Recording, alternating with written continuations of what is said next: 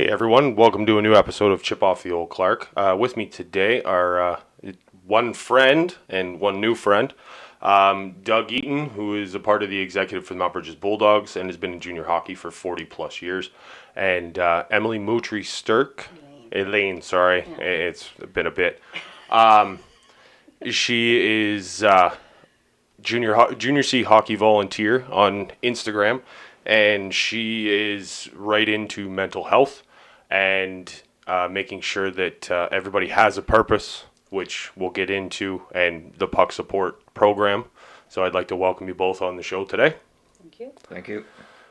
First, we'll get into kind of your backstories and how you came to be where you are now, whether that's separately or together. It's totally up to you guys, but I'll let you guys kind of let our listeners know where you guys come from and kind of what you were looking to get accomplished throughout your hockey careers.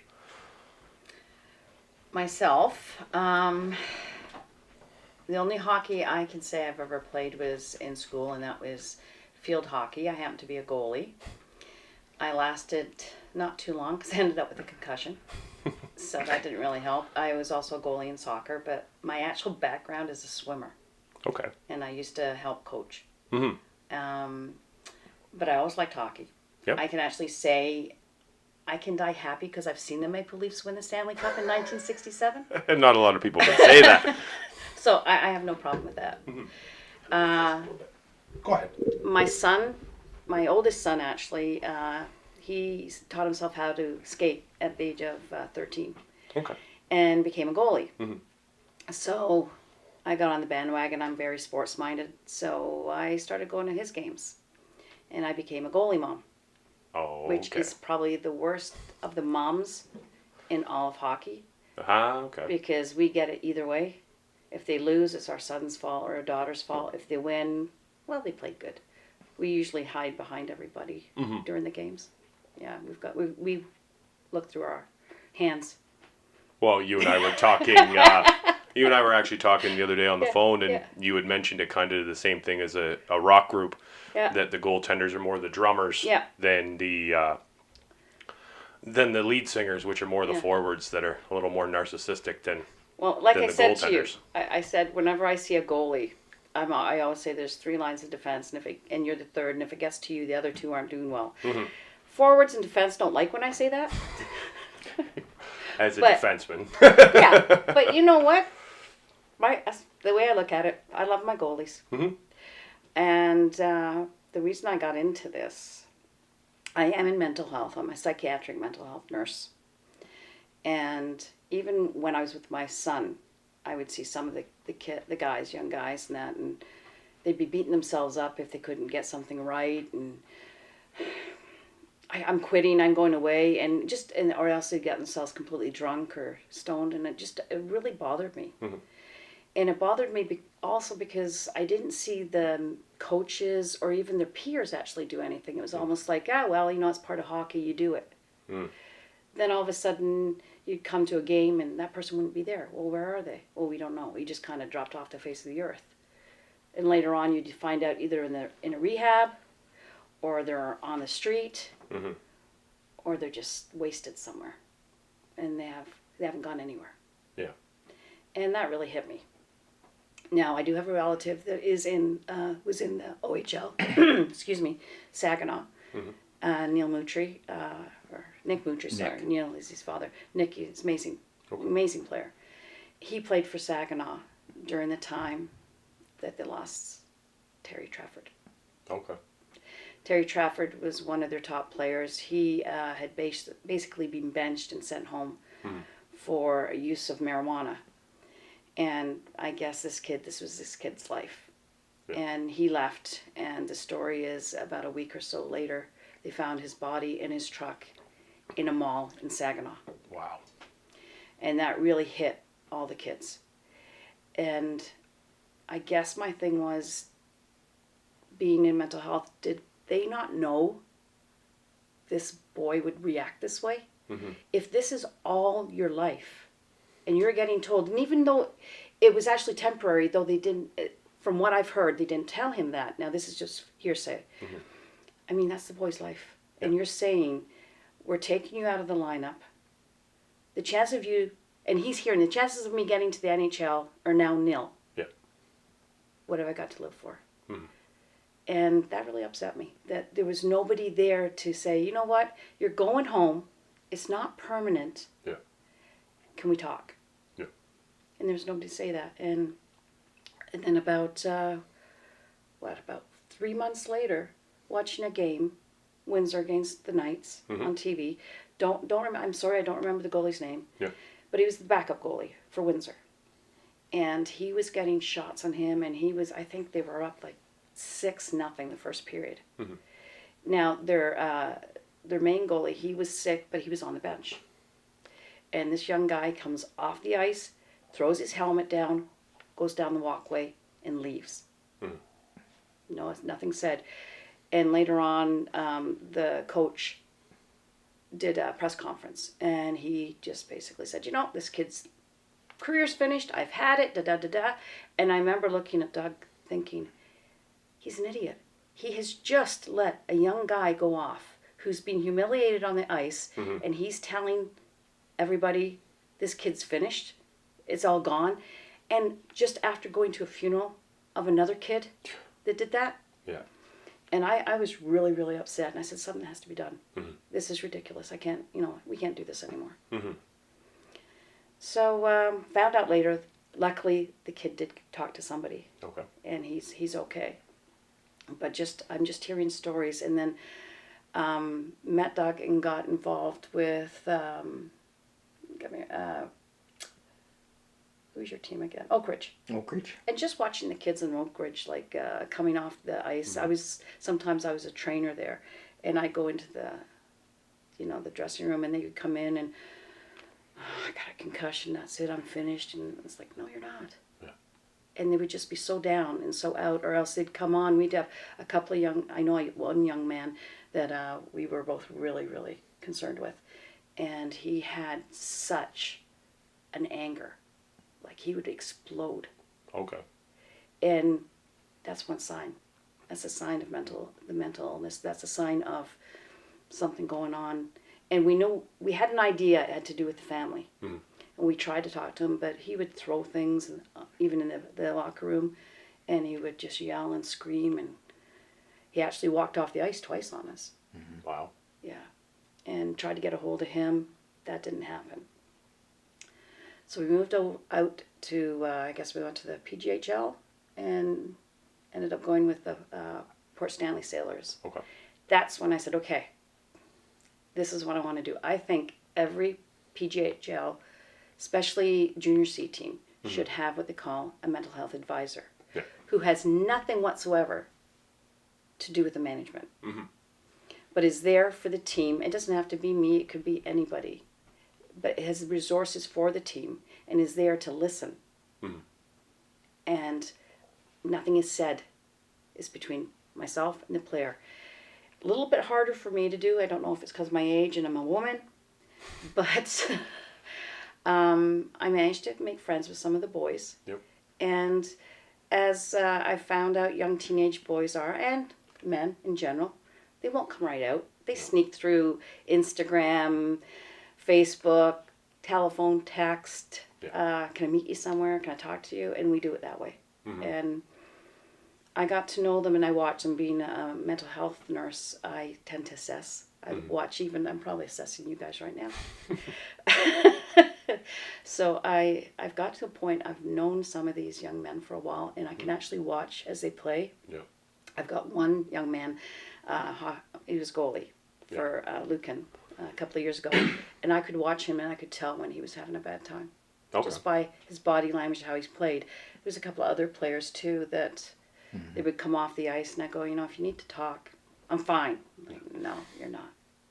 So they'll get me through Instagram. I've had a couple of players from other teams that I would really like to get on board with this, but my parents don't want me involved because the stigma. Because, everybody's supposed to be able to suck up and take it.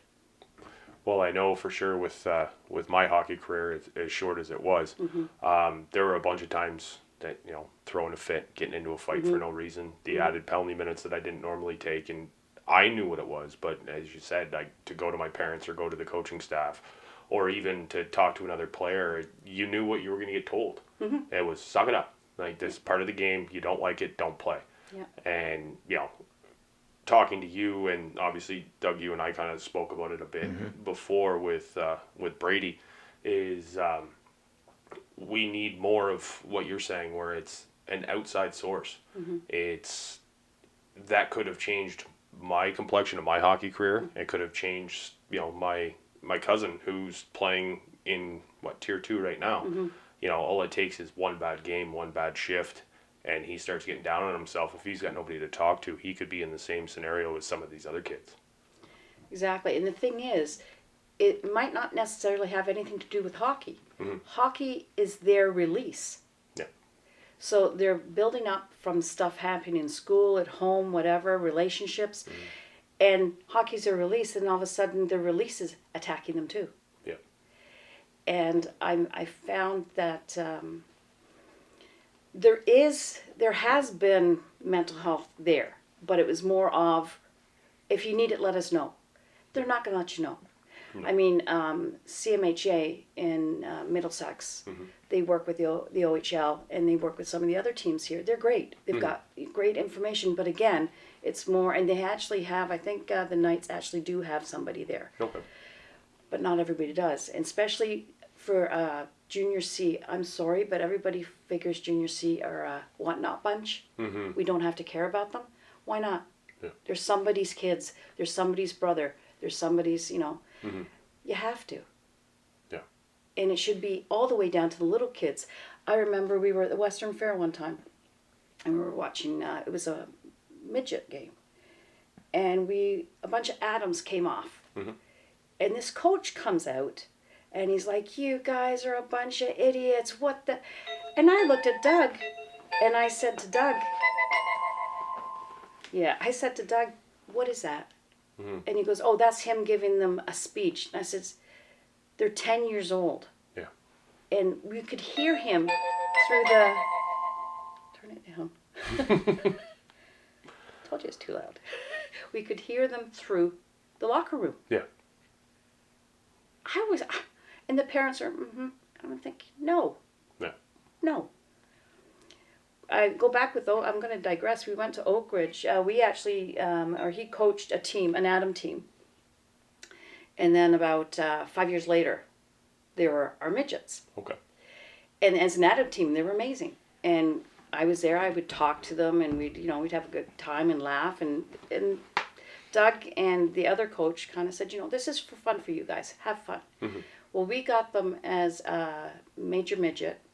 But when they were minor midget, they had another coach, and they weren't playing right. And I said to Doug, I guess we were away at a tournament. I said, can we get them up, please? And he said, sure. So a bunch of them came up, and about half of them we knew. And one of them was a captain. We had known him when he was little. And I said, what's going on? I said, you guys are fighting on the bench. Yeah. You're not playing properly. You're not as happy. He goes, well, last year we had a coach that told us that we were supposed to tell somebody when they're doing wrong and get on them for it. And I said, and how's that working out? Yeah. And they said, it's not. I said, no, if you criticize, yes, but you have to put a positive in the criticism. And we actually had about a 2-3 hour talk until about 2 o'clock in the morning with these guys. And I said, I want positive. Try to be positive. If somebody has a problem, say, okay, well, you're not doing this pass right, you're not doing that, let's work on it. Not that you are a piece of crap and you can't do it, get off my line, I don't want you near me. We were, no, work with them. Yeah. And I said, because it's not going to work if you don't, because that person's going to leave and you're going to continue having the team you had. And I think we won the next game. So it's as simple as getting either a bunch of trained, because there is training you can get for this through the St. John's ambulance, and get trained and be amongst the teams. And go and watch and let them know that you're there. They might not come straight running up to you, and I think having other players, older players, to do this would even be better. Get them trained and let them be there, because they're going to come to them first. you know.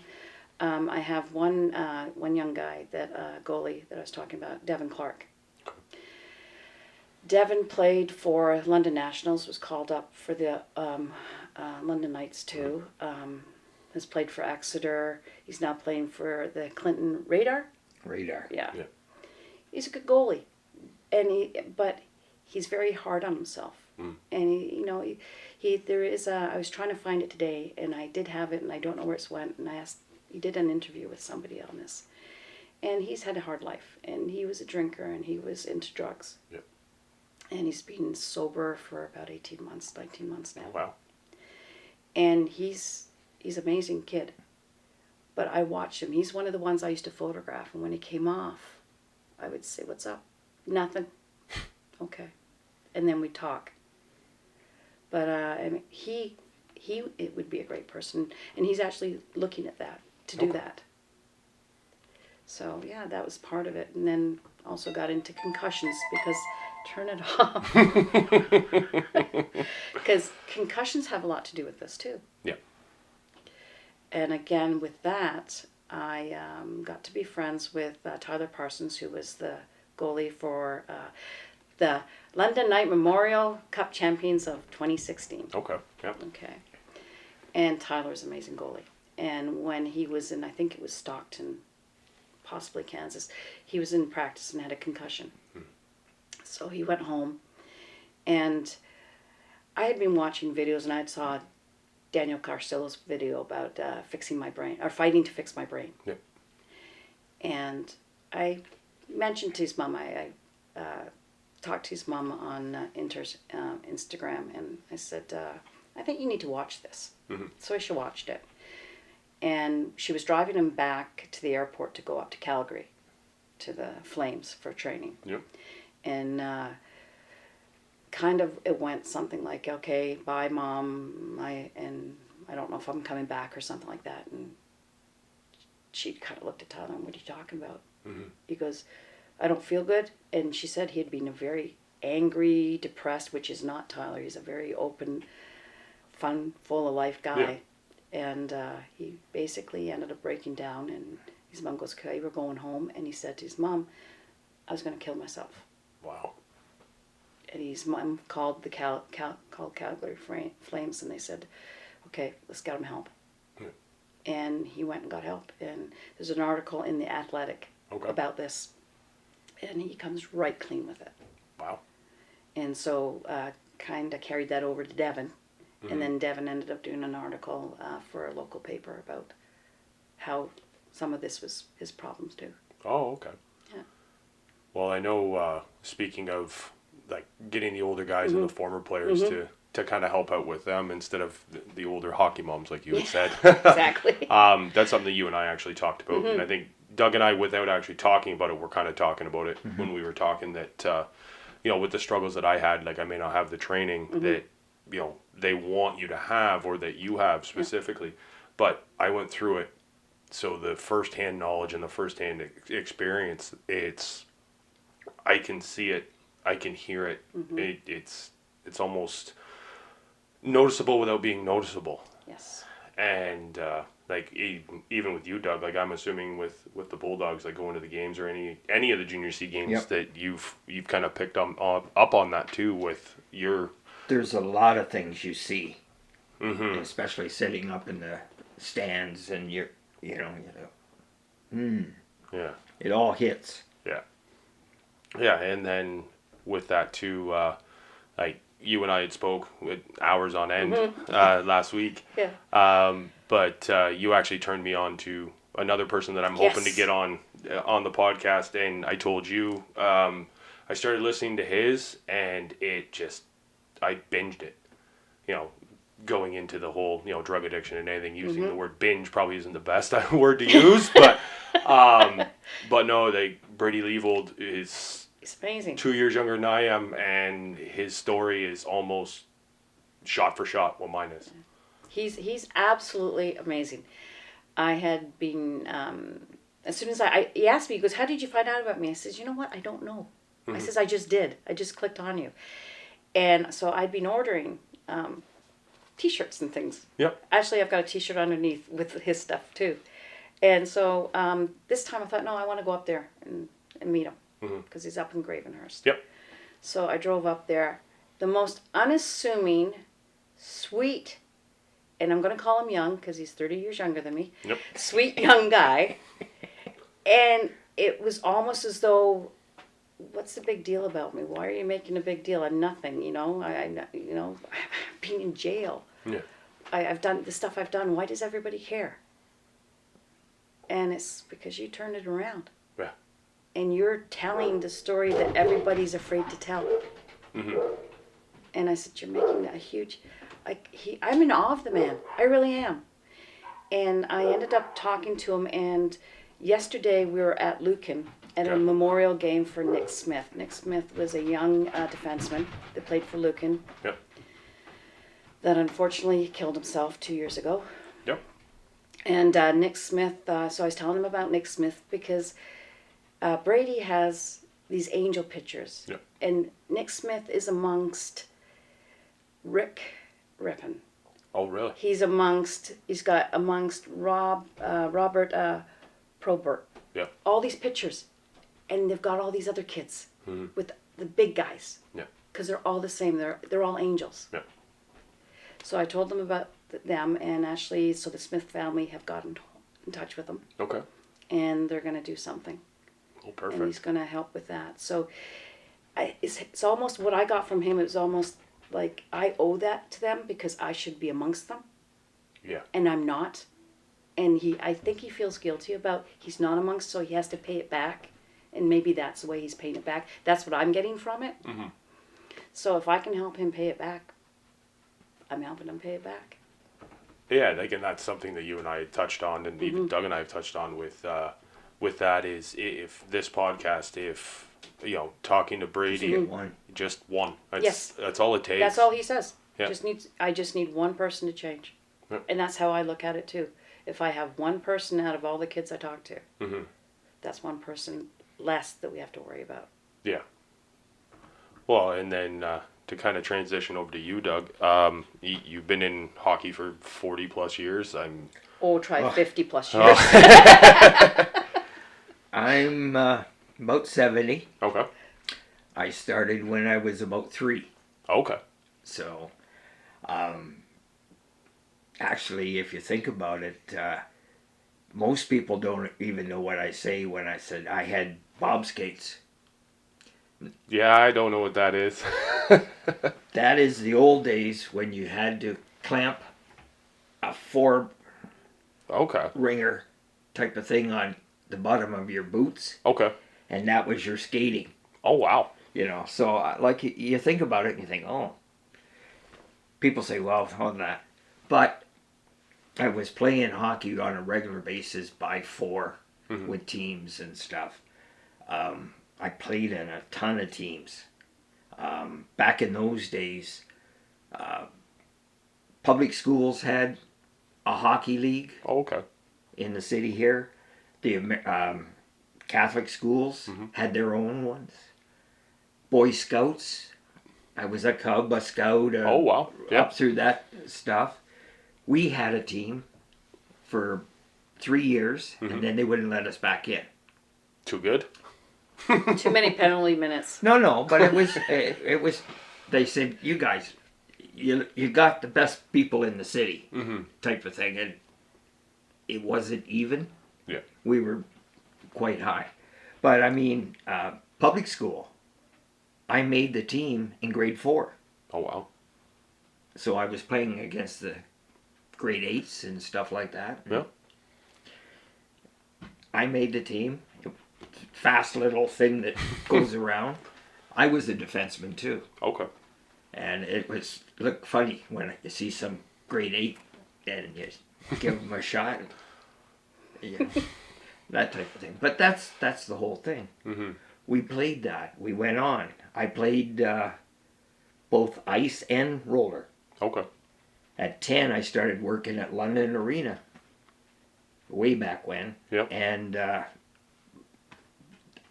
I was roller skating. Oh. If I wasn't roller skating, I was ice skating. Yep. I was a guy that used to leave at 6 in the morning, the first bus, Yep. to go to Silverwoods. Okay. And I'd have maybe 4 games. Wow. About 2 in the afternoon, I'd come home, Mhm. go to sleep. But, you know, there was a lot of hockey. Mhm. And it's good. I mean, I don't know how many coaches I've had Mhm. over the years, but I've always tried to take the best that I can Yeah. out of every coach. Yeah.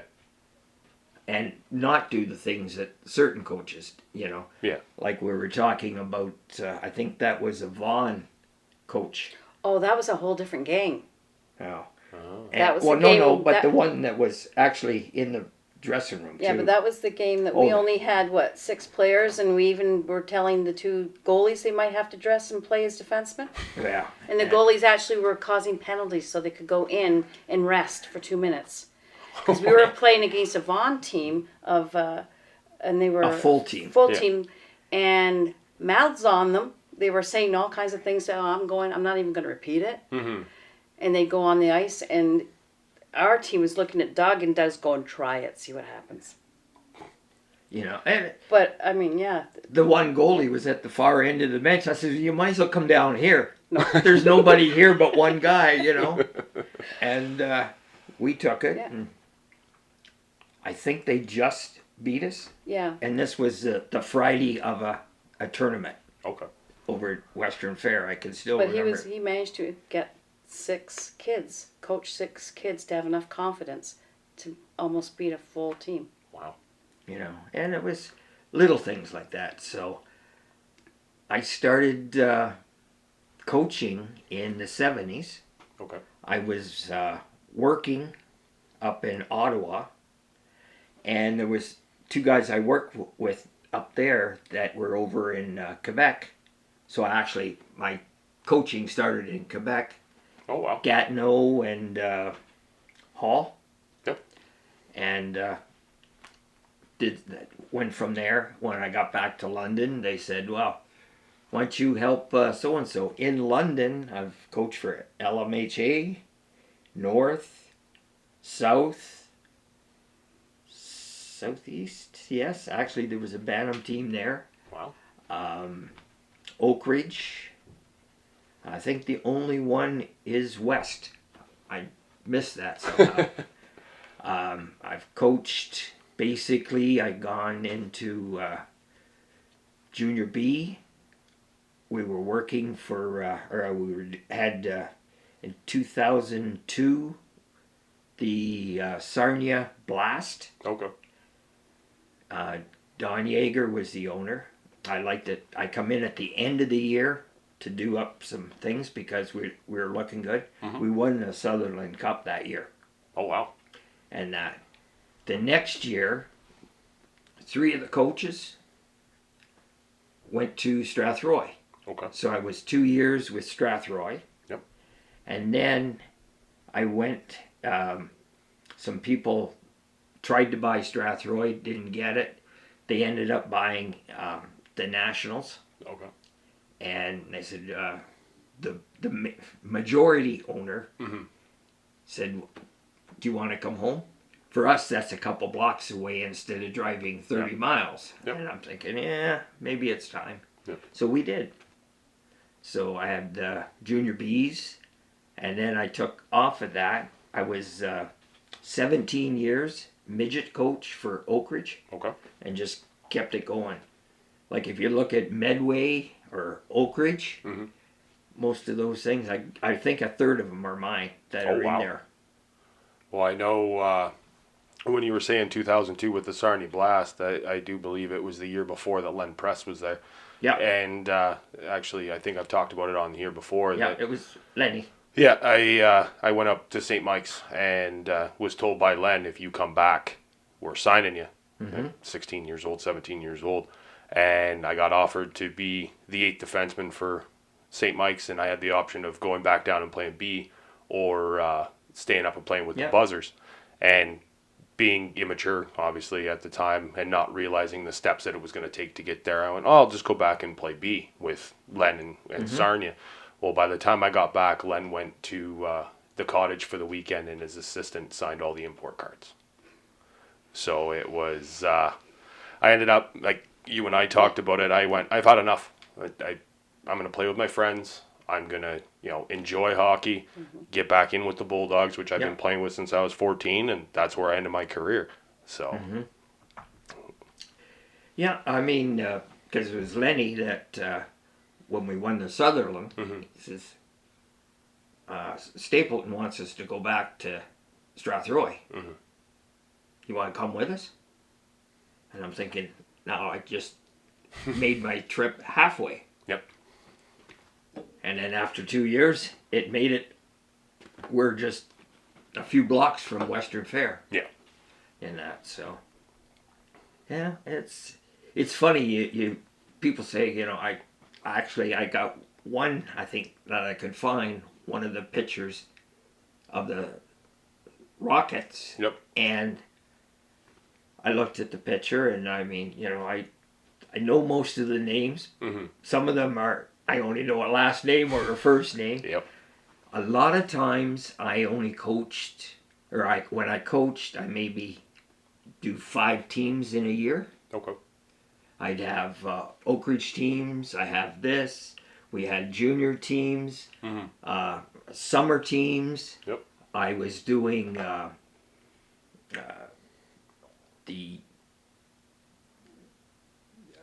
what did they call them? I was just going to say they're like a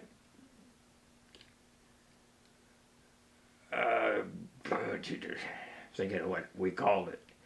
It was just we go into tournaments. Oh, just the tournament teams. Yeah. And we did that, and in that I was either a head coach or one of the other coaches, and we'd go to Toronto for big tournaments, and it was basically a scouting for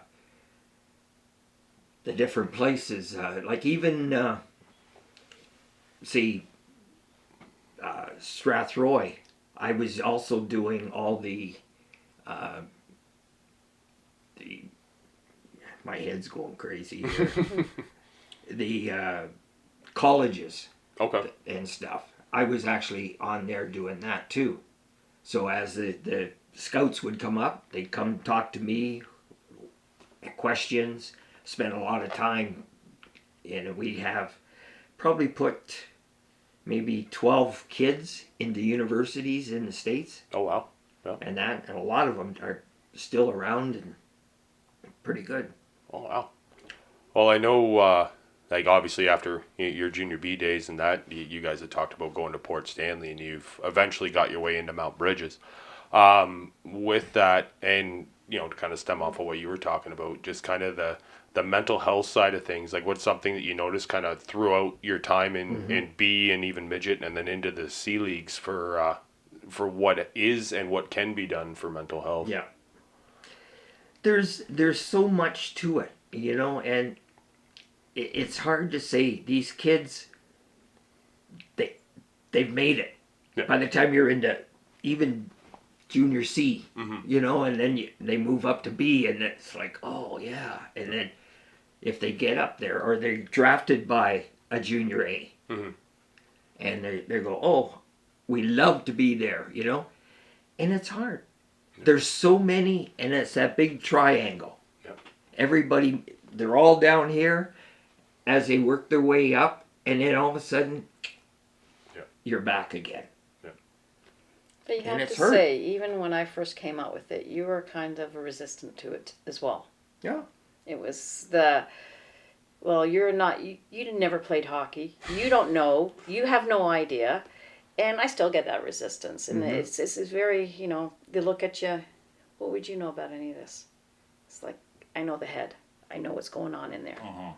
Yeah. And if you want them to play properly and to play with passion, you got to get that garbage out of the head, or they're going to end up going down a road. And yeah, I've heard a lot of coaches go, but once they're off the skates, they're not my problem. Yeah, they are still. Because some of the problem is them being on the skates and you telling them they're the problem. Yeah. They're going to take that with them. I have resistance still. I still have resistance from a lot of the teams, and not trying to be sexist, but a lot of the men. That's not how we played it. And that's the ones we hear about that are now either in the gutter, as I would put it. There's a book I was reading called Finding Murph. Okay. Who is one of the top NHL players and is now in Gravenhurst and basically lives on the streets. I also, Minnesota had a defenseman, big strapping guy, and he was brought into where I work. Scary as anything, but the sweetest man in the world. He's now homeless in Toronto, in L.A. There's a big story about him too. Really?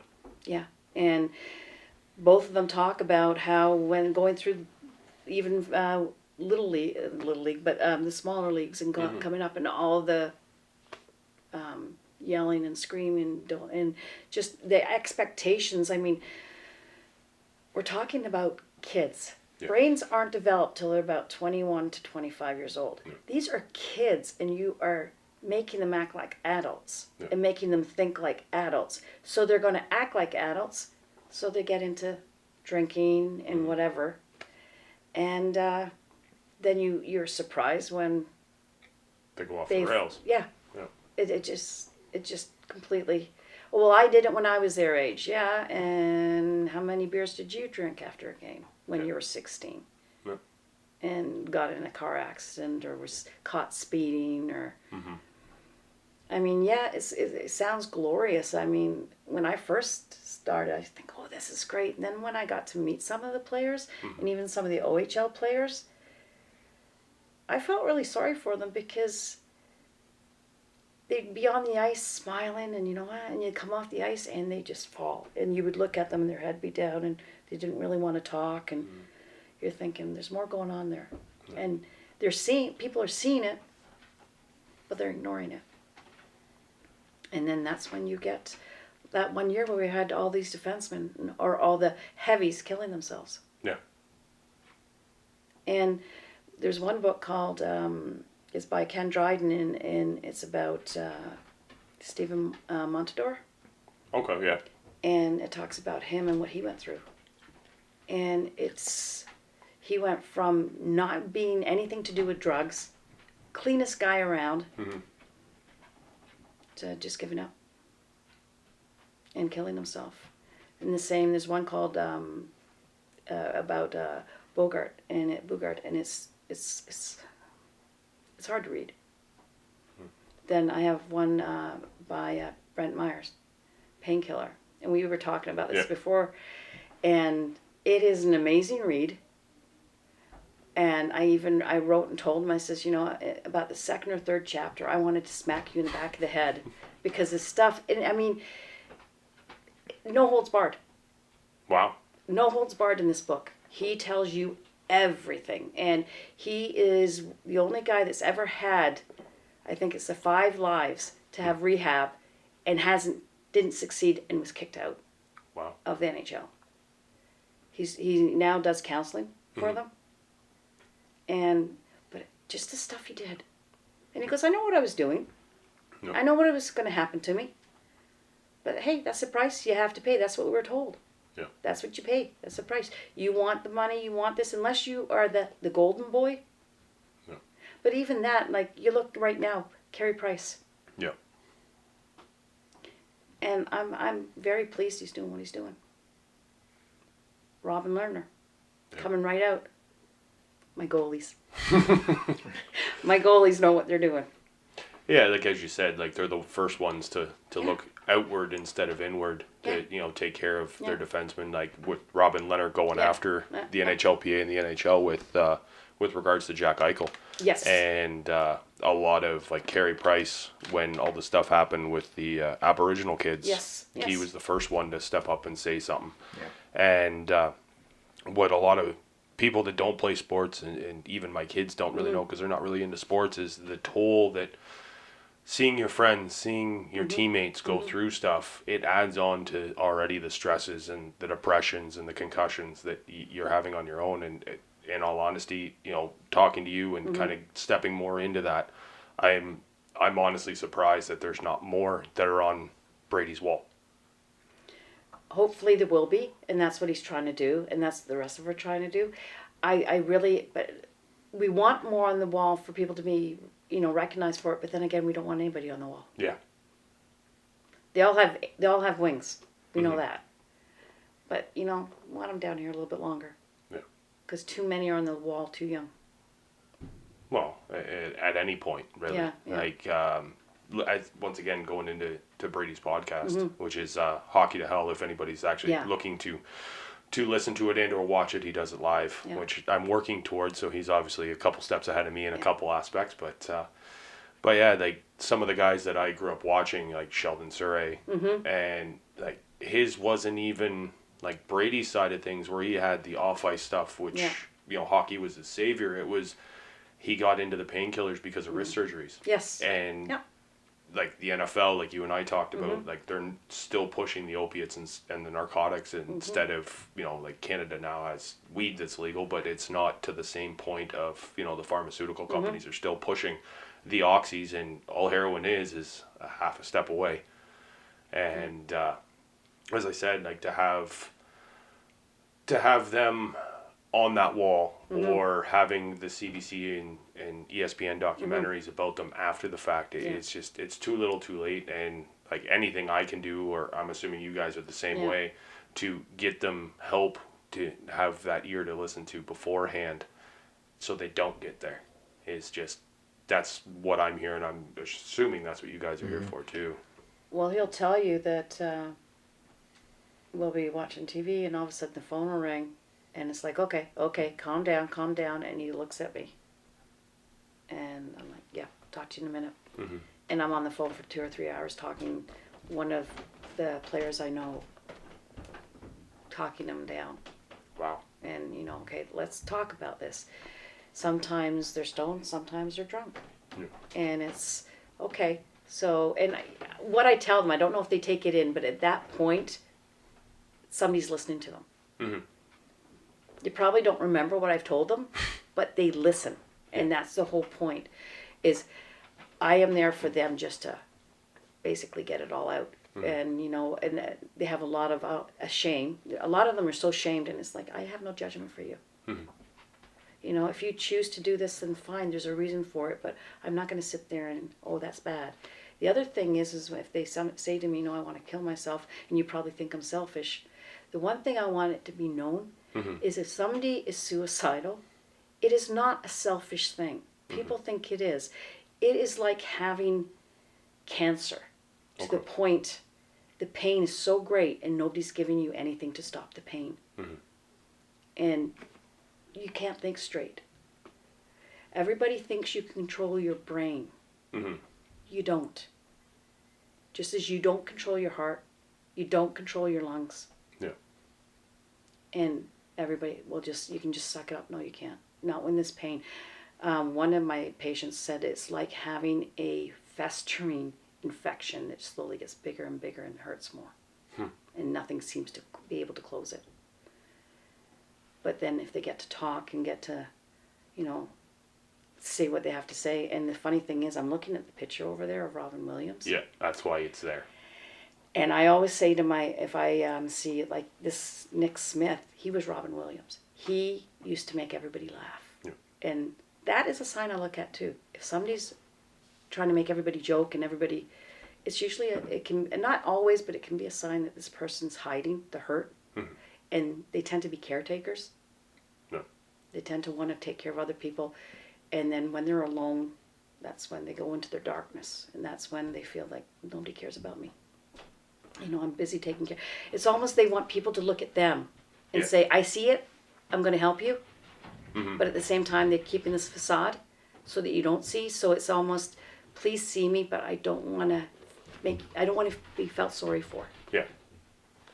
And that's the hard one. That's why it's hard to find them. Well, I know with Robin Williams specifically, and like even the people that I know, friends, and even myself, like I am that one to make somebody laugh. It doesn't matter how crappy my day is, how shitty my day is. It's if I come home and the kids are kind of down, that's my natural reaction. And it's not just with the kids or my fiance, it's with anybody, is that I go there first. And then a lot of people wonder why, I drown myself in doing stuff like this. Like I'd love to help everybody and anybody, but there's only so much time, and which is why I'm obviously glad that you guys decided to come on, because then that's 2 more people in the area that they can search out, they can find, and just to have that conversation. It's not, they're not expecting you, or you're not expecting them to be their best friend or whatever, but it's that sounding board that when push comes to shove and you're thinking of taking that long walk off the short cliff, that there's people that you can talk to that, will allow you to actually calm down and be a little more centered, and you're not alone. And the big thing is not have judgment. Yeah. That is the big one. I'm going to admit, I have a therapist. Because I've gone through a difficult year. Last year I had a hip replacement for my second one. While I was recovering from that, I was diagnosed with endometrial cancer. Wow. So I had to go through an operation. And the cancer, they did the operation pretty quick, and it wasn't about 3 months after the operation, I went pretty deep. Didn't want to get out of bed, didn't want to do anything. It was a survivor guilt. Okay. I didn't die from it, because then it can't be real cancer. I went through all that. Yeah. And I still do. There's times I do. So I do understand that dark place. I go there sometimes. I thank God London Cancer Center has therapists. So I call and they talk to, my therapist talks to me, and going to work actually does help in a way. Oh, really? Yeah, because I'm caretaking. Yeah. I don't have to think about me. And the one thing I've noticed at work lately, I wear a lot of this at work. And I've had patients come up. Where'd you get that? My son's in hockey. I'm in hockey. I give them, tell them all about it and what I'm going to, that's great. When I get out of here, I think I'll talk to my son's coach. Little tiny things can make such big effect. Oh, for sure. And I know when it comes to like puck support specifically, I've been kind of mulling different ideas over in my head, and I know like the link to their site, which has nothing to do with me, is going to be in here, whether it's right on the screen. Good, because I want you to. Yeah, that one, and then obviously we were talking beforehand. You were talking with my stepson about HAP, and and that was something that I'd seen, but I hadn't seen, if that makes sense. Do you know what's funny? This is the other side of the coin for the suicide. This young HAP is have a purpose. Yeah. How I found out about this was actually through Tyler Parsons. Okay. He would have this HAP on his helmet. And I remember saying to Doug, what does that mean? And he goes, I'm not quite sure. So I got to know his mom, and I says, what does HAP mean? Huh. And she told me the story. Actually, you know what I should have done? I've got a London Knights jersey, and it's got Parsons on the back, and it's got number 1. And on the side, I have got HAP, and I've got 35, because this was this young boy's number. I've got Bo Horvat's signature on it, because he was going to be his forward. Oh, wow. I'll get into that, why he's 53. Yeah. But I've got all kinds of OHL. Anybody I think is doing great, I have them sign. I've got little kids that signed my shirt. They're next to like Bo Horvat. They're next to Max Domi's name. And Okay. oh wow, But they're all HAP players. Now HAP, a young man called Ian Jenkins, who was playing for the Honey Baked League in Michigan, one of the best in this area. Back in 2011. He was signed by the London Knights, and they went out to celebrate, him and his friends. And unfortunately, he fell off the truck and had trauma to the brain and ended up dying. Now, why he is so unique is ever since he was little, I got to talk to his father, Joel.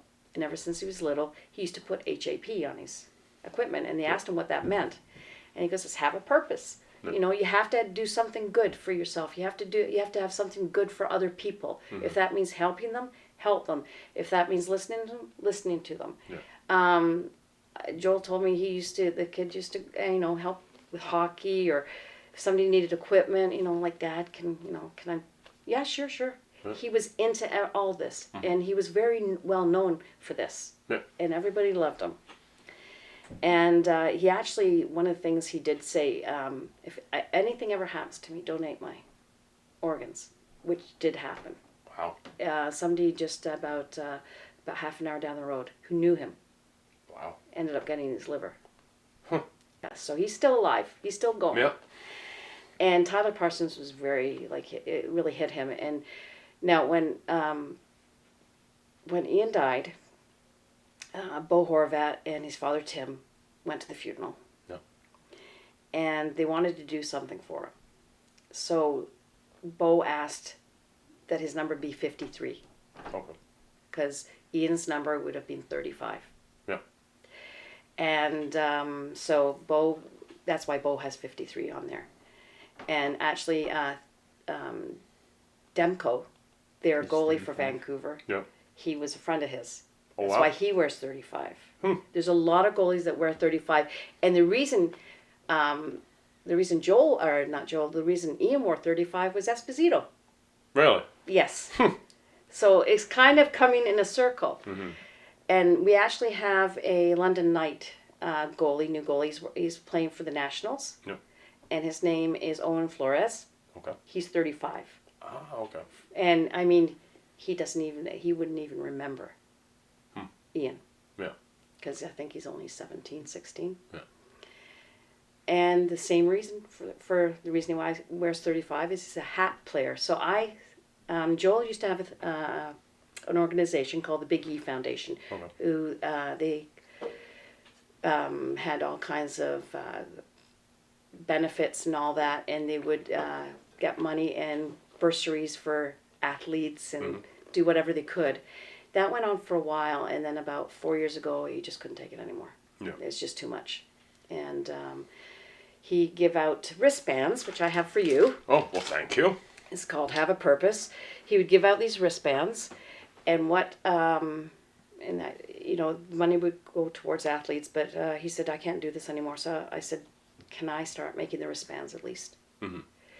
And Doug will tell you, we go to London Knights games, and I have loads of these things stuffed in my pocket. And I see especially little ones, and I don't know what attracts me to them, but I'll go over and, do you play hockey? Yeah. What position do you play? And I seem to always get goalies. And I'll say, and I'll explain this to the parent, and I'll explain it to the kid. And there's one little guy, Brady McIntosh. Well, he's not so little now. I think he's 14 now. And I gave this to Brady. And they said, well, how much? I says, no. I says, you've got to get, I want a hat trick and a goal. And I don't know if I can do that. I says, we'll try. Next night, hat trick and a goal. Wow.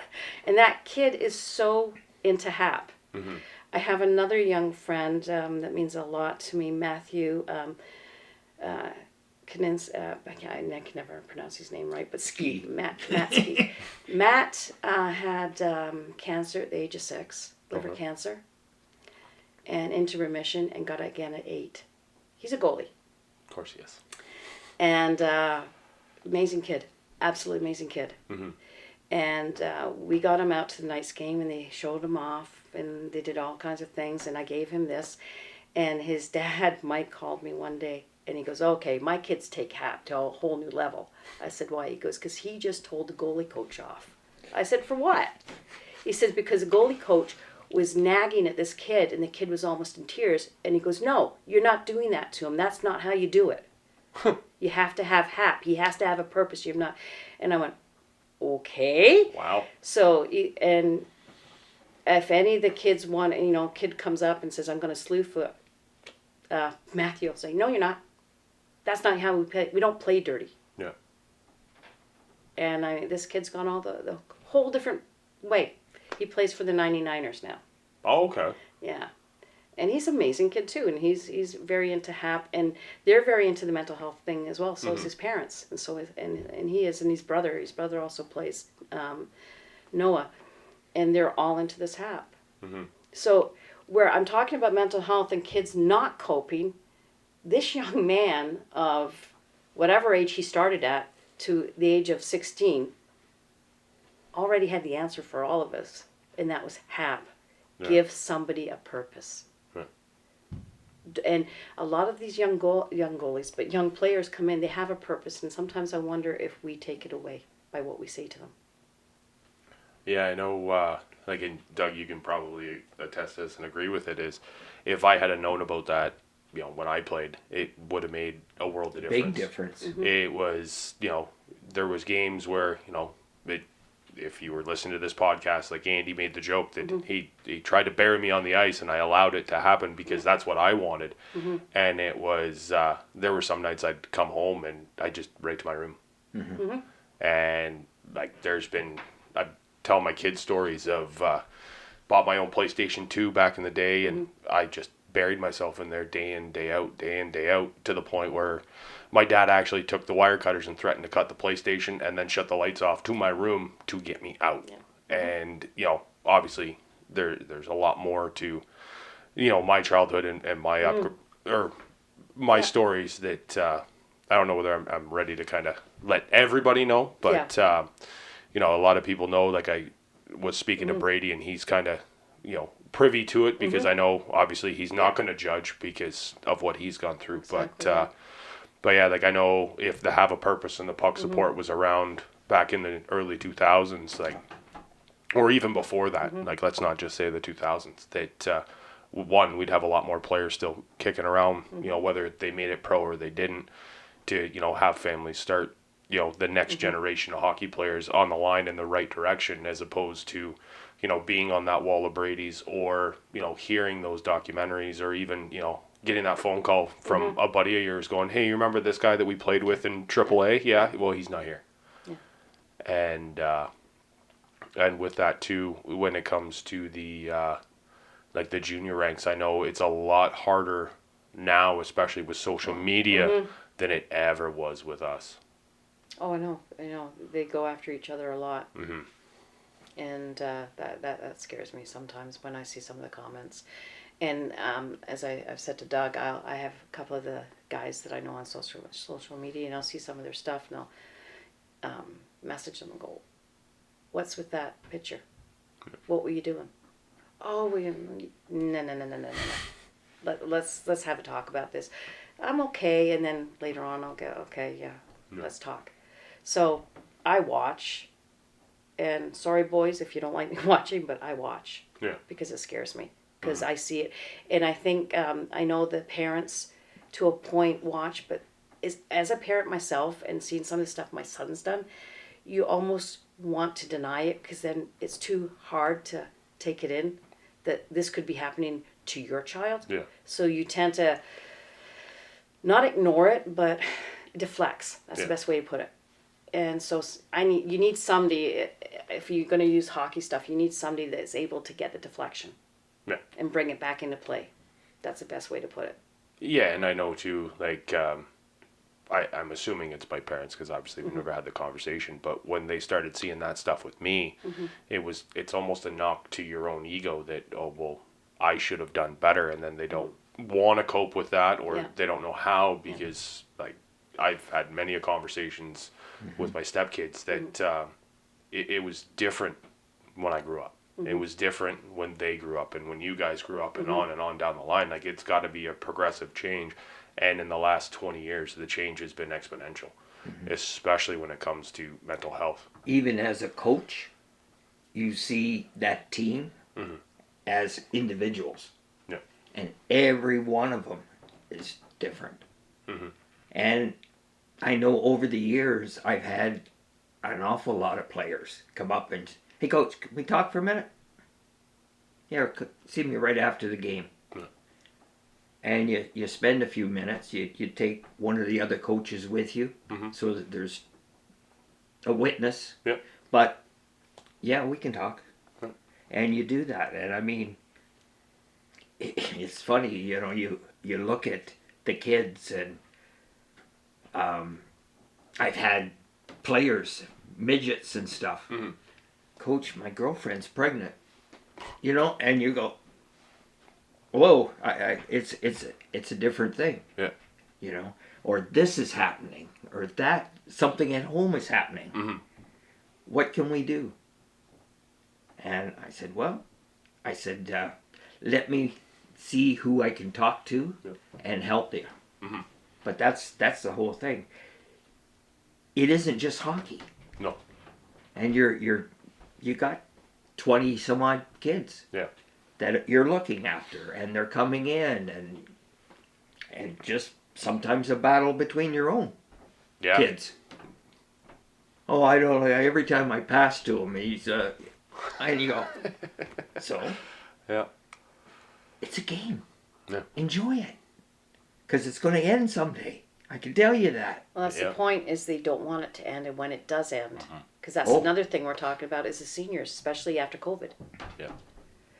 Luckily, the senior leagues showed up, because I was seeing a lot of my former players just, what are we doing? Oh, we're drinking. Yeah. We're out boating. We're out doing this. We're out doing that. And they're all depressed because they want to play hockey. Yeah. Thank goodness there's senior leagues, because I don't know what these kids would do. Honestly. They did themselves. A lot of them went downhill when they realized they couldn't go back in. Mm-hmm. Well, I know when I finished off, like I played a couple of years as senior, but of course, being an adult and you know, having family responsibilities and everything else, obviously you don't get to do it. But like I've said on here before, like I was lost for years. You know, it wasn't honestly until I reached out to Andy and said, you know, come on the podcast. You know, like trying to talk to people about all the good and bad of their careers, and you know, you're an insurance broker and everything else, it'll be awesome. And I think it was a 5-minute conversation about insurance, and the rest was hockey. And as soon as that happened, like I'm assuming Andy told you, like he knew he had me right by the back of the neck. He knew I was coming right back to hockey. It lit that spark back in again, but it wasn't to have the Bulldogs win it all. It wasn't to have the Bulldogs go undefeated and you know, make millions and millions of dollars. It was for the kids. Yeah. It's, you know, that's why I stepped into the executive and the alumni section of it, was because there's probably a lot of guys that went through the exact same thing I did finishing up that want to come back, but they don't know how. And with that, like even when we were playing, there was a bunch of guys that you could see, once again, see without seeing, because you're in the middle of it, that they weren't in the right headspace. And like I've reached out to a couple of guys that I haven't talked to in 10, 15 years, and it was like we just saw each other yesterday. And I know it may not have helped them, but it sure as hell helped me. Yeah. And with that, speaking of helping, we've also got puck support too, that we've got a lot of support for and everything else. If you want to let them know, kind of, I'm just dipping into the puck support side of things, but do you want to let them know kind of what you can expect, what you can get from that? Well, their website, I guess, well, Brady is always saying, call him. Yeah. There's a number there you can call him. He also has a therapist that you can call. They're also looking for what they call warriors. Okay. These are young people that are trying to help. And if put your name in as being a warrior, and he puts you on his Instagram and on his posts, and you know, trying to talk, and he wants to start doing public speaking. He told me he did a Zoom one for a team out in Manitoba. Okay. And he said after that, the messages I got after that, of the kids that wanted to talk to me. And I know the Smith family in Lucan are trying to arrange for him to come up to Lucan and maybe have a day or two. I think that's what they'd like. They haven't really organized it with them yet, but they'd like to do that. Maybe get some of the players that are also into all this to be able to talk. Yeah. So yeah, I guess he wants to be a mentor. I would say that's my words, not his. But I would say that's what he is. Hey, as I said, when it came to to before, like listening to his podcast and binge listening to it, is if he was around 20 years ago, like there'd be a lot more players, there'd be a lot more coaches, referees, scouts that'd still be around instead of where they are. Whether that is, in his words, out on Hastings Street in Vancouver, or, downtown London, or wherever, or not with us anymore. That if there was that guy like him, that the world would be a happier place a lot sooner than what it is now. There's another organization called I Got Me, and it's a coach that teaches you how to coach and how to be with your players as coaches, parents, and kids with kids. It's a really good one too. There's another one called JackOrg. JackOrg that are peer. It's peer related. Okay. So they're mental health, not necessarily hockey, not necessarily sports, but that's also available. There's one out in BC. I was trying to get the name of it. I couldn't find the name, but it was a young player out in BC that decided to do this too. Now the last name I think is Mattis or Mattel, and he's amazing too. Okay. You can Google that about him, and he started that out there. There is pockets all over this country. We're just not connected to each other. No, and that's and something. we need to do that. And that's something that we actually talked about was, like the Brady Leavolds, and then the one out in BC. You were talking about the fact that I've been kind of thinking about and dabbling into it, even just with the Bulldogs. That it needs to happen, and it needs to happen now. It doesn't. And even if we can get everybody together, or even on the same page, or networked in, then it doesn't matter whether somebody sees Brady's posts or sees my post, but they're out in Newfoundland. Well, yeah, you reached out to me, but here's the guy in your area. Yeah. And as I said, like, if it only changes one kid's life, that's all that really matters. Yeah, The big thing too is we're around the world. Like, there's nothing wrong with going to your computer and sending an email. Yeah. It comes from anywhere in the world. It isn't like the old days when I was a kid. You dial up, and I hate saying it quite that way, but it costs you money. It costs you this. Now, you can go to the library and get Internet dial up. access, and and it's free. Yeah. There's no charge to it. And then it builds. Yeah. That's the biggest thing. The old days, I don't know, you're going to write a letter. Yeah. Put a stamp on it and send it off and then all of a sudden 2 weeks later it might come back. Well, it's funny you said that, because I was going to just say there is an organization in the UK that I talk with. It is called It's Okay Not to Be Okay. Okay. They're an organization that does this. And they're in the UK, but I mean, on my Instagram, they asked me to follow them, and they were following me. But that's their thing. It's okay to be okay. Yeah. It's okay not to be okay. And that's one of Brady's T-shirts. Oh, really? Yeah. It's puck support, stop this stigma. It's okay not to be okay. So I've got that. But there's that, and there's also Sick Not Well. Okay. Michael Landsberg. Yep. And they're amazing too. That's another one that you can go, and they've got numbers there as well. And they're also into the sports and things as well. There's so many out there, but we're not connected. And we need to be connected. And not even so much that it's not connected either, but because you just rhymed off 5, 6, 7, 8, 9, 10. It's the guys that are in it aren't aware of it. Yeah. It's, as I said, back to my playing days, like if I went to, my coach or, somebody like you, being the photographer, the videographer, and going, you need to talk to somebody. Well, no, I don't. Well, if you don't want to talk to me, fine. Yeah. Here. Yeah, exactly. Yeah, so it's... Yeah. You have, like I said, that you have a CAMH, which is down in... They actually are doing... Whenever I sell these things, I put the money towards them because they're doing research on suicide. Okay. So that's... we used to call 99 Queen Street East. That's the site. But they're doing stuff like that. CMHA across Canada are doing things of this nature. But again, I think it has to be peer. It really has to be peer. Mm-hmm. Yeah, yes, you can do it, but if you needed to know something, I'm not sure, Elaine, how do I get this across to somebody? Good, I'll tell you. Mm-hmm. You can teach it to them. You know, if somebody comes up and you're not sure how to do it, then you ask somebody that's trained in it. Yeah. We don't have to be there, but we can explain it. Then you go back and do it. That's all that's needed. Mm-hmm. It's simple. Well, and you and I were talking on the phone Mm-hmm. about one of the things that I want to do with the Bulldogs specifically, you know, to allow the people that watch the team to kind of get to know the kid. And Exactly. and you had said yourself, well, that's psychology 101. Yeah, it is. And yeah, when it comes to having the players and coaches and trainers and everything else around that are interconnected in that way, like I know I sound like a broken record, but I'm glad that it's happening now when it wasn't happening before. It's not a broken record. Records have to keep on going. Yeah.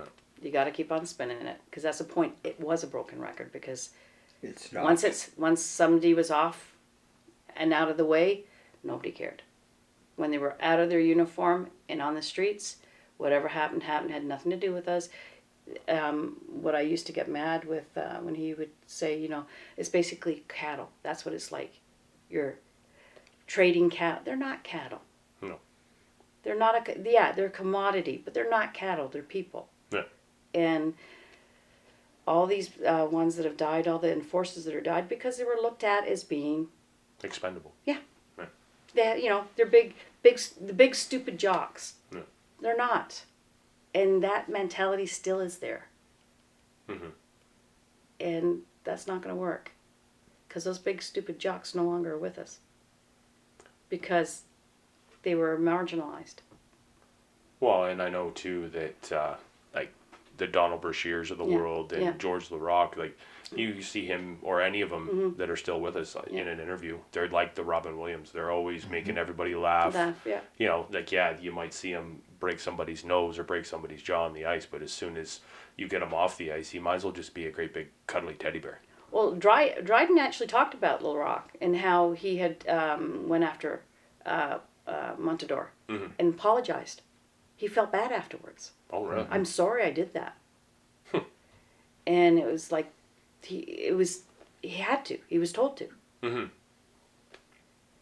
And, you know, you think, okay. But I see it changing a bit, where before we'd sit up in the stands and you'd hear there'd be a fight and they'd go, okay, hit him. Now I hear, especially the moms, is, really? You don't have to do that. Yeah. You know, and it's because they know the outcome of it. Yeah. There's fighting in hockey, that's fine, but there shouldn't be designated fighters. They shouldn't be, because that was a big thing too that a lot of these kids are going through, because and reading all these books I've read, every time I read them, any of them that are enforcers, all I hear from the book is, I dreaded going to work that night. Yeah. Because I knew I had to take a punch or give a punch, and I didn't want to do it anymore. Mm-hmm. It hurt me more mentally than physically to do it. Yeah. Mm-hmm. Because I felt, and these people felt bad for hitting the other guy. Yeah. And these kids, at first when their coaches say, okay, you're going to see number 7, take him down. Yeah. And the kid does, nay. And then next time, okay, I want you to take him. It's like, I don't want to. Yeah. Don't care, you're doing it. Yeah. That's where a lot of this starts, Mm-hmm. you know? Yeah, if it's a natural thing, fine, but don't make it be something that has to be done. Well, I know when I was playing junior D, it's obviously C now, but with the Bulldogs, my last year, like I played for 7 years, so I had friends all over the place, and I played AAA up in the here in Perth area, so one of the guys from Mitchell I played with, and I remember he got into it with our captain, and all I heard from the bench was the coach go, deal with it, and I went, Yeah. all right, so I skated over to him, like, come on, Barry. He goes, what? You heard the coach. And it was, all right, let's go. And after it was all said and done, we were all laughing and carrying on because, once again, that's what had to happen. And afterwards, we sat and had a beer and shot the shit. And he goes, you really didn't want to fight me, did you? I went, not even in a million years. I said, if you would have ran me from behind, then we would have fought. But to do something when you really weren't doing much, it's that weight on your shoulders and on your head going, oh, here we go again. And expected to do it right, and win. Yeah. I mean, I remember family. That was even worse. Really? I played against my family's cousins and stuff. Mm-hmm. And then you go into the fight and, come on, cuz. You know, you'd see Eaton and Eaton. And the ref goes, what do you do? But yeah, I have one cousin, I broke his nose, I think 5-6 times Wow. in a fight. We were into karate and stuff too, so it was even, you know, all the time. And it was that type of thing. Mm-hmm. You go ahead and that's everything.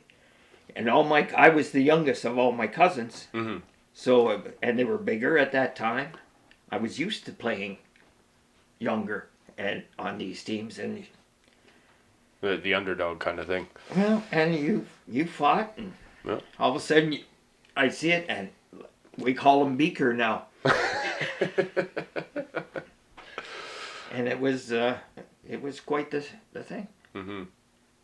You know, so I mean, he's now in his mid-70s, and we still see each other. Yep. You know, like, Yeah, and I know too when it comes to the fighting thing and even the fighters in the NHL and the OHL, there's a lot of them that it's the same as me and Barry or me or you and your cousin. It's it's part of the job. It's what you need to do, and then they're best friends. Like you look at some of the guys, like some of the stories that I've heard that, you know, the fighter from the Leafs and the fighter from the Habs would beat the hell out of each other 3 times in a night, and then they're down at a bar downtown Toronto shooting the shit and signing autographs, and everybody's going, I thought you hated each other. Well, it's on the ice. that's Ty Domi. Yeah. How many fights he had, and he meet them up later. Yep. But that's fine. But when you make that person, that's the sole thing in the team, that's when I have a problem with it. Yeah. Because that's when the stress of everything gets on them. And even in Junior C, I know who the fighters are. Mm-hmm. You know who they are. Well, we had a couple last year called the Bash Brothers. And you knew when they were setting up. And it was like, why? and Well, we we're gave bored. the name. We gave it. Well, actually, no, we didn't. I'm not going to say who gave the name, not on the air, but I know who said, call them this. Mm-hmm. But I mean, we knew when they were setting up. Yeah. And it was because of either boredom or they just, you know, I got to get my energy out somehow. Yeah. And that worries me sometimes, but yeah. But yeah, you know who is in all the teams. And sometimes you see them coming off the ice and they're just, did you like the game? Yeah, it was all right. Yeah. Then you think, okay, this has gone beyond just being, I hate to say it, fun. Yeah. Now it's becoming an element of, nobody's taking me, that's another thing, nobody's taking me serious as a player. Mm-hmm. Why am I here? What am I doing? This no longer is my enjoyment. Yeah. This is no longer a place I can go to get away from my life. Yeah. This has become part of my life. Yeah. And that's when we have them spiraling to, why even be around? Well, I know, like, going back to with the OHL camps and the Junior B and everything else, I know when I made that decision to go back and just play D with my friends, it was because I wanted to be fun again. Mm-hmm. It turned into a job. It turned into clock in, clock out, clock in, clock out. And when push come to shove, I didn't know how much longer I wanted to be around. So if I was going to be around for 2 or 3 more years, it was, I'm going to have fun doing it. Mm-hmm. So, like, I can only imagine those guys that get all the way up, you know, the ones that were the fighter in B and then in with the Knights or Sault Ste. Marie or whoever, and then all the way up to the NHL, where, you know, they've got a stint for 2 or 3 years and then that's it. Yeah. And then they get discarded almost. Well, we have one guy I got, I know his mom more than him, that is in the Ducks. Mm-hmm. And great player. But he was a big boy and he fought and he always got penalties for it. And I guess he had his first major fight this week. Oh, okay. But I'm not saying his name because when he was with the Knights, we would see him after the game and he looked you know, they won and it'd be, you won, yeah, I won. But it wasn't the same. It wasn't like, hey, we won. Mm-hmm. He just looked really down a lot. Mm-hmm. Now he's happy now where he is, but he was going through a hell of a lot too. In junior, he had issues in the family and all kinds of things. Mhm. So there was more than that. And Yeah. but He'd take it on the ice, and he had penalties coming out the yin yang, but he was a great player. Mhm. He's a fantastic player, actually. And that scares me because I know what his part of his past was. Yeah. That it wasn't getting dealt with as much as it should have been. And it's sad. Oh, for sure. And I know we could go on and on and on and on talking they're about all this. over the place. Oh yeah, it's but before I forget, I want to get everybody's socials because I know like people know how to Yeah. get a hold of me if Yeah. they want somebody to talk to. But if I can get both of yours on here, so that they can at least hear it, and obviously I'll post it in the description and that so that they do have someone to talk to. So we'll go with you first, Elaine. Okay, well, for Instagram, I'm JrCHockey Volunteer, Hockey Volunteer. JrCHockey Volunteer or E Moutrey-Stirk. Okay. One is a personal, E Moutrey-Stirk is a personal, but the other one is opened. Okay. And for Facebook, it is JrCHockey Volunteer as well. Okay. I do not do Twitter anymore. I got sick of the fighting on Twitter, so I don't do Twitter anymore. And I also have email address, if you want, it's mentalhealth365@hotmail.com. Okay. So that's something that I actually am going to give you. It's a badge that I had Oh. made up. Well, thank you. That is something that I'm going to go by because I believe mental health is not 1 day, 1 week, 1 month, but it's 365 days a year. It is. And you, Doug? I got so many.